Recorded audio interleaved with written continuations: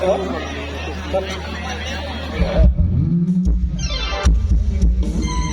แล้วเอาตังค์แล้วครับ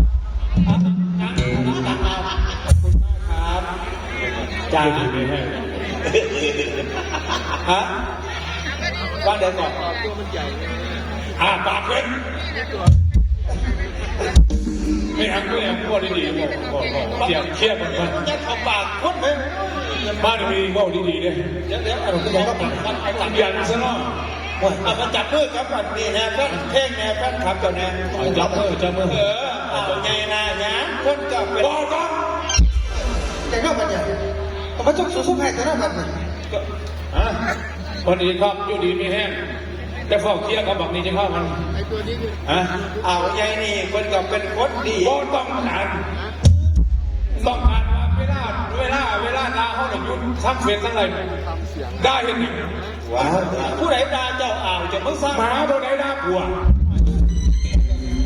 เจ้าเด็กว่าเราอยู่สมองอยู่ในคลิปแบบนี้แต่ว่ามันบอกเรื่องเล่าอยู่เนี่ยโอ้ยมันว่าเขาเล่าถึงมันสิลมสิตายไม่นานทีขันเผยมากมันจะยังไงเอาเบายอมแล้วก็นอนพี่นาน้องเลยนะมือดีกูบ่ได้เบาเลยจังสีได้อาจารย์คือส่งศูนย์ดิหรือว่าคิดต้นเรื่องกันไอ้เง่าเด้เราขันมาสีนี้สีนี้เป็นสแตนเลยนะโอ้ยเป็นสีรองแบบนี้ผู้บาอาจารย์อยู่น้ำหนองน้ำลงอย่างนี้จะได้กับเกิดที่จะโด่งดังไปหนาสุขภาพคิดจะดีบ่เหงาเลยบ่ต้องเบาสมรรถภาพทั้งเพศจะดีได้เอานิสัยคนหนึ่งว่าเว็บง่วหน่อยคนเอาง่วบังเจ้าเฝ้าได้บอกเอาง่วเฝ้าได้ลิ้นมัน10%แล้วบ้งเป็นนิสัยเจ้าขมอดเอาคนหนึ่งคันเฝ้าคันดีเนี่ยอย่ารับหลังแล้วก็ต้อหนาเลยสิว่าให้เขาบอกมาโอ้ก็ถึงเบาอยู่ต้อหนาในกระไดเจ้าเป็นหนังกระดอกกระเดียศูนย์หรอครับศูนย์มาให้จังไหนเอาก็มาคอยกันคันคอยมาสิพากันหนีสุด2 คน3 คนถึงไม่ใช่เหรอมาบอกไม่ใช่แล้วหมดเลยไม่ใช่แล้วคือพวกนึงก็เราเพราะเนี่ยดำตีเบอร์สันเบ้าจะเข้าแทนพอเล็กๆหน่อยเห็นไหมครับเรียกเว้ยมันก็หนาวแต่เพื่อนกูดอดไหมจะได้กระบอกเบอร์จากอันนี้ครับเต้นขอเพื่อนเป็นคนที่ขอเท่งไปสั่งบาทเดี๋ยวเจ้าดังยี่หลีได้เอาคนแทนแค่เท่งมาขอเท่งโอ้ชอบสั่งเมื่อคือฝาบาทพระเนี่ยเดี๋ยวผมก็มือใหญ่กว่าดอกกระเดียนขอบคุณนะครับเรื่องให้มันไม่เศร้าบาทขอบคุณหลายๆครับวันนี้เพียงครับคิดเห็นเงาเสน่ห์เนี่ยวันยังเสียเลยสารศิลปินเนี่ยยัสลันหลังโลหนาก็หนาไปเลยสีดีเป็นสีซัวกับซัวเข้าหากินทั้งสายนี่แล้วเคยตายวะเห็นเสียเด็กจิ้มไปทั้งขนาดบอกไปชัวร์เถอะนะจะบอกเรื่องตายชัวร์เพราะว่าพวกหน่อยมันไงล่ะเขาสามารถสิไปในทั่วโลกคนศิลปินมันคุยกันเข้าใจสิ่งกันแม่แล้วล่ะเจ้าก็เป็นที่บ้ามาตะลุนแล้วเพราะอันโจรนะแม่คอยมาอันโจรเนี่ยก่อนโจรมันปล้นนะแม่ก็ต้องลงไปด้านอื่นศูนย์ดูได้เขาจะยังไงขอบคุณครับจ่าโอ้เงินดอลลาร์ด้วยโอ้ประเทศไทยเนี่ยขันเท่าไหร่ประเทศไทยเนี่ยประเทศเกี่ยวกันยิงเกี่ยวกันอะไรวะเจ้ายังมาสอนเราปล่อยกันเดี๋ยวเขารับตังค์เจ้ารับฝรั่งโอ้ขอบพระคุณมากครับอันนี้เป็นคุณนายฝรั่งใช่ไหมครับโอ้เป็นคนอีสานเอาสิมือนี่เรียกเกิดขึ้นเขาสิจบป่ะใช่จบมือนี่ป่ะเขามอดมาได้ไหนล่ะมอดก็ใส่มอดเนี่ยมอดมันหนีคือมอดพี่น้องคือเอาไงต้องมาเที่ยวปัญหาผมกับพ่อมอดกับพ่อแหลมหามาไปอ่ำเพิ่นให้เฟนให้ช่วยเชี่ยวไปซะถ้าคนเป็นแนวนี่แหละครับพี่น้องครับผมอ้อยอะไรเพิ่นบอลลูกจักเถื่อสิเอาเดี๋ยวไปหลังเลยที่กันแล้วเจ้าโวหรือโวดีมันคันดีก็ดีเลยไปเลยแน่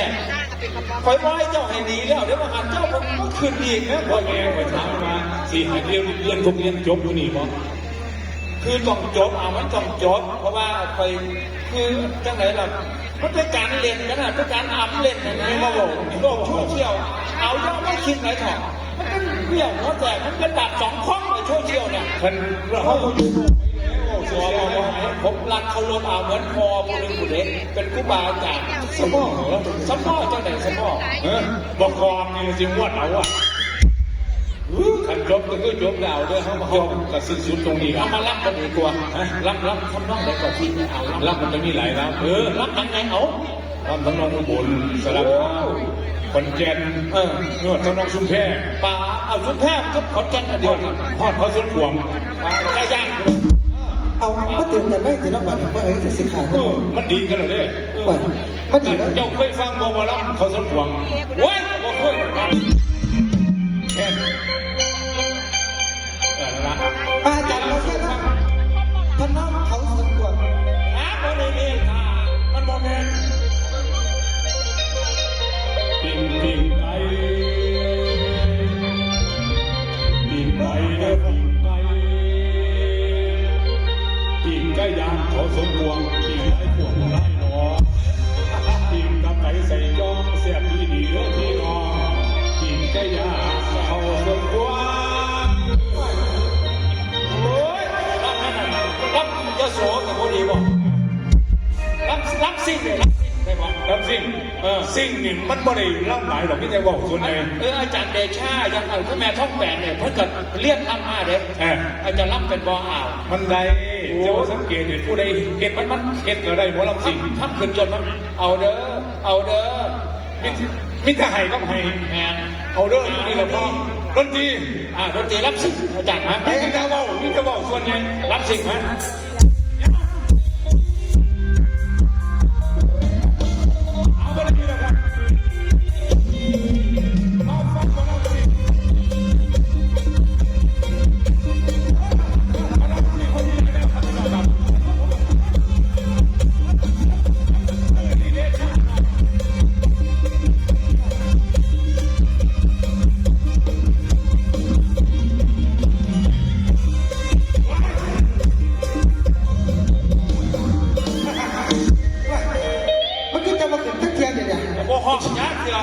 ชื่อเกิดบางห้าได้เรียกมันฟง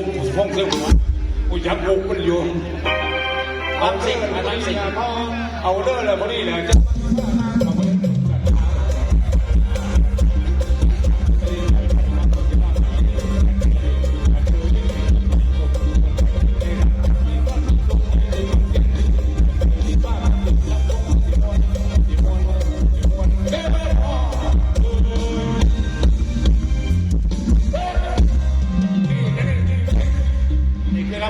แต่ว่าจบไปถึงรับจริงเนี่ย หมอลำซี รับจริงที่ครับเนี่ย ลำหัวคนทหารไปบ่อยว่าได้ไงครับฮะไอ้ออกขึ้นไอ้ออกขึ้นนะครับก็แสดงว่าเดี๋ยวถ้าเกิดจะไปคุยกันหลังหันเนาะหลายสิ่งหลายอย่างที่น้องครับขอบคุณหลายๆนะขอสวัสดีพี่น้องชาวอุดรเนี่ยครับผมเมื่อแห่เอาใหญ่นะครับขอฝากเอาใหญ่ฝากทั้งผมด้วยไปในอ้อมอกอ้อมใจของแฟนคลับแฟนเพลงแฟนหมอลำนะครับแฟนตลกชาวอุดรผมไม่ค่อยดุมาฮะดุมาจังไหนยังไงบอกไปไหนมาบอกไปไหนผ่านมาก็หมายเหมือนผมไม่ค่อยได้มาดุกับวันแล้วก็ดุมาโอ้เพื่อนพี่บ้าเมาได้ในขนาดไปว่าถอยหลังวันนี้พบกับอีกทีมงานหนึ่งของสาขาจากสาวน้อยเพื่อมาแทนนี่คือสาขา2สาวน้อยลำเพลินโชว์ใช่เครื่องเสียงมอนิเตอร์อลังการใช่ครับผมก็มีโอกาสมายืนหน้าเวทีเครื่องใช่มันเพราะเบาเยินประเด็นสวัสดิ์ล่ำเมยพอวันแล้วกำลังเจ้าของในเวลาล่ำแต่ตอนนี้พี่น้องชาวอุดรนี่กำลังจีเจนโตมาอยู่ถ่าคนอยู่กันในเมืองเขาเที่ยวเด้อลูกค้ามาเด้อเทเวนเป็นอย่างเทเวนเป็นอย่างยังมาเมื่อโอ้เขาเจ้ากับเรื่องการเรื่องงานเลยเนาะเดินได้ในเมืองไหมบ้านนี่อันนี้โมเดลมาลังสิ่งวันเดียวเลยขันนี้โมลังสิ่งต้องสอยเนี่ยแกงพ่อคนต้องสอยนะครับต้องสอยทำผู้สอยด้วยหันเด้อผมสอยอีกคือการสอยพยายามอย่าสอยอย่างอีสานสอยอย่างทางนั้นนะครับการสอยอย่างแก่สุภาพต้องสอยแบบกลางสุภาพกว่านะครับไม่เชื่อเอาอย่างนี้ผมจะทดสอบดูระหว่าง อีสานกับภาคกลางใครจะสอยสุดกว่ากันคุณสอยอีสานผมจะสอยภาคกลางนะได้ครับ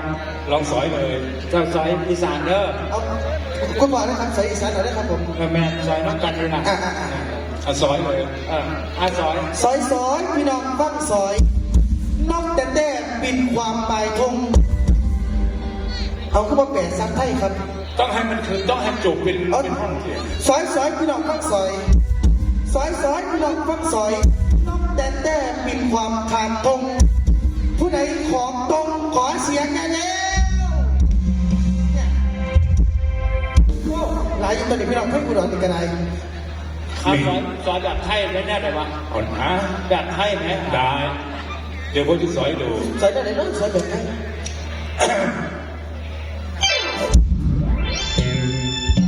ต้องไว้หน้าก่อนเอาสอยนะฮะ โอ้นี่นะครับผม ไทยมันต้องสุภาพไว้ก่อน โอ้โห สอยนะฮะอารมณ์แตก เมื่อก่อนแต่พี่ดอนเป็นไง นกเกิดแต้นกอะไรนกอะไรไทยเรื่องอะไรนกเกิดแต้นกอะไรนะนกจิตเรียงไม่ใช่เมื่อกี้เนี่ยนกแตกแต้ นกแต่แต่ ทำไมพวกมันสะดุดล่ะขอเปลี่ยนเป็นนกอื่นได้ไหมอ๋อได้ครับ เอาเป็นนกเจ้าแต้ได้ไหมนกเขาได้ไหมไม่ใช่ไอ้นกตรงเมื่อกี้เนี่ยนกอะไร นกแต่แต่เดี๋ยวเอานกเขาแต่ก็ได้นกเขาแต่รับเป็นนกเขาแต่ก็ได้ครับผม ลองเอาอย่างนี้เอานกแตก สักหน่อยอยากจะรับอัน โอ้เกิดแน่อโชคข้ามยอดไผ่ตัวไหนมันร้องก็ตายใจมึงเห็นคำด้วยทำไมตัวนี้มันร้องก็ตายไงตัวนั้นแหละ ไม่ใช่นกแตรแตร ครับ อีกเที่ยวนี้ อีกเที่ยวเหรอครับ ให้ยากกว่านี้ ให้ยากกว่านี้ ยาว ซอยเอาพ่อยาลอกสายมาขนาดสายก็เป็นขนาด นกกุมรีบินงานบก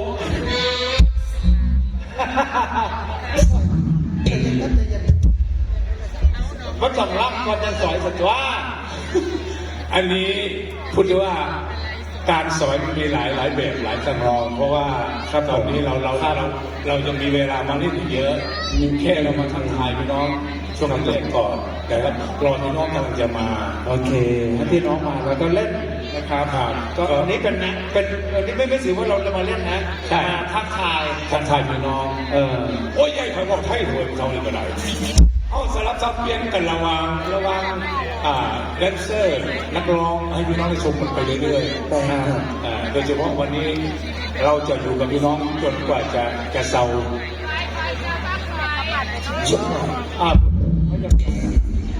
ป้าหาฝันเลยเนาะไปหลังเลยจะเศร้ามึงทำไมไม่เอากูเล่าฮะแล้วไปหลังเวทีก่อนไปเที่ยวกับทั้งหมดถ่ายกัน ไปเที่ยวกันเหมือนนะครับ สนุกกับทีมงานของเราต่อเชิญครับนะครับ เสียงกับวัตถุสดนะครับผมก็อีกหนึ่งชนอีกหนึ่งการเสพของทีมงานสาวดาวเพื่อนโชคกับทำในมาการใดที่ไม่เหมาะไม่ควรนะครับผมจะนำไปด้านประสบการณ์ขออภัยครับพี่นะครับผมส่งต่อความสุขสนานต่อที่พระเอกหนุ่มเสียงอมตะมาตาชา